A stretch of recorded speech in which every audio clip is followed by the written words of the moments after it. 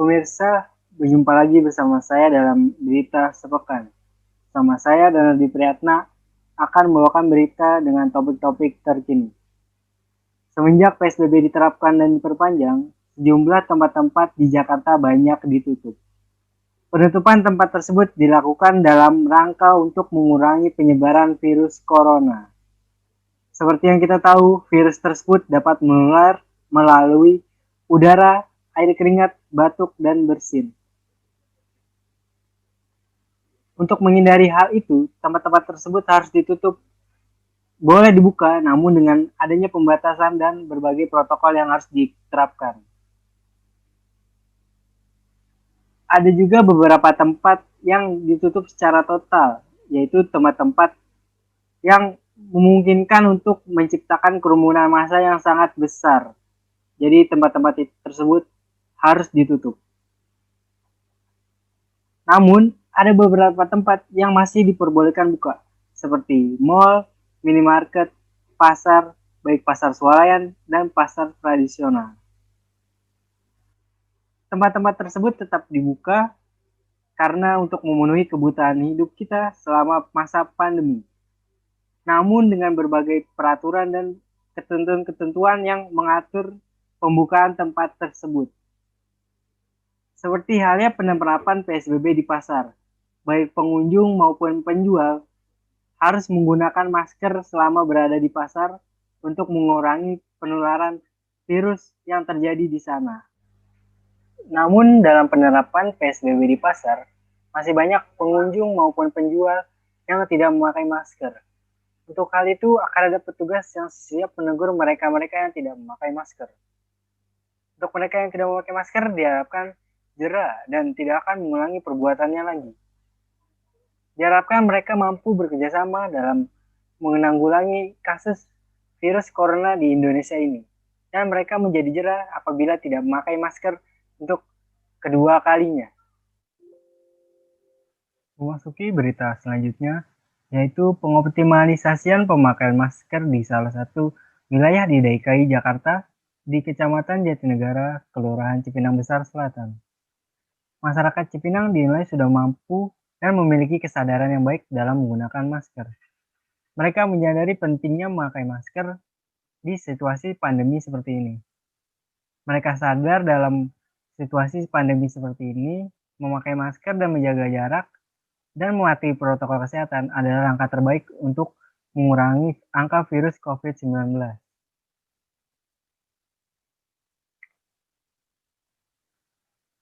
Mereka selalu menggunakan masker bahkan saat berpergian keluar rumah.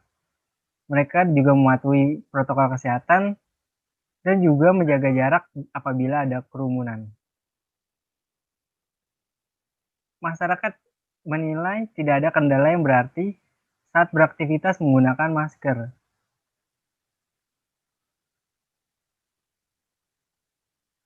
Kegiatan sehari-hari mereka tidak terasa terganggu dengan adanya masker di wajah mereka. Masyarakat berharap dengan diterapkannya pengoptimalisasian penggunaan masker di wilayah Kecamatan Jatinegara, Kelurahan Jakarta.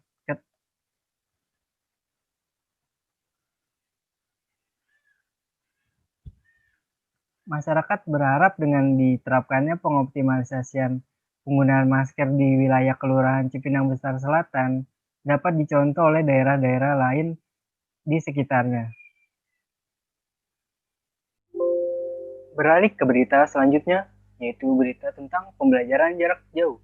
Ini dunia sedang dilanda oleh virus corona yang berdampak hingga ke berbagai sektor kehidupan, seperti perekonomian, kesehatan, pertanian, hingga ke dunia pendidikan. Berdampaknya pandemi ke dunia pendidikan menyebabkan diberlakukannya pembelajaran jarak jauh. Pembelajaran jarak jauh dilakukan sebagai ganti pembelajaran yang dilakukan di dalam kelas. Banyak sekali tantangan yang dihadapi guru maupun dosen dalam melaksanakan kegiatan pembelajaran jarak jauh di masa pandemi ini. Mereka dituntut untuk inovatif dan kreatif untuk menciptakan pembelajaran yang efektif layaknya berada di dalam kelas. Pembelajaran jarak jauh ini sudah berlangsung selama 3 bulan yang membuat para guru, murid, maupun dosen jenuh dalam menghadapi pembelajaran jarak jauh. Untuk itu, bagaimana pendapat dan cara belajar siswa selama pandemi? Sudah ada rekan saya, Rehana, yang akan melaporkannya secara langsung. Ya, terima kasih kepada rekan saya, Saudara Danar. Nah, jadi di sini sekarang saya udah bersama dengan murid dari salah satu SMA terbaik nih di Depok, di murid SMA 1 nih. Ya. Oke, halo, assalamualaikum. Oke, perkenalan ya. Iya. Jadi, assalamualaikum warahmatullahi wabarakatuh. Perkenalkan, saya Faizam dan Wardana dari SMA 1 Depok, kelas 11 sekarang. Udah kelas 11 nih, berarti yang harusnya kan ini sama ini PJJ nih lagi sekarang nih, berarti harusnya dari kelas 11 ini lebih aktif lagi, tapi ternyata harus terhalang sama PJJ nih. Iya benar, seharusnya lebih aktif kan buat mencari ini tuh, kayak mencari nilai terbaik lah buat nyiapin materi buat SBM, cuma karena PJJ jadi terhalang. Wah, keren banget udah nyiapin SBM nih. Nah, sama PJJ nih, gimana sih perasaannya? Kan udah 3 bulan, pasti ada rasa-rasa bete-betenya nih. Jadi yang pertama sih kan, pertama kali kan di bulan Maret ya, di tugas rumahnya. Yang pertama kali sih ada perasaan senang gitu, karena kita nggak ada di sekolah. Jujur aja pertama kali pasti kan rada senang karena nggak di sekolah, jadi kayak nggak harus bangun pagi. Cuma makin kesini tuh kayak makin kurang nyaman gitu, sama kurang enak. Karena yang pertama, kalau seandainya PJJ terus-terusan, walaupun gurunya sudah memberikan yang terbaik gitu, yaitu lewat materi di Zoom meeting, cuma karena biasanya murid-murid terbiasa dengan papan tulis, lebih cepat tangkap gitu kalau seandainya gurunya menulis dibanding guru berbicara. Jadi ada murid-murid yang memiliki keterbatasan gitu.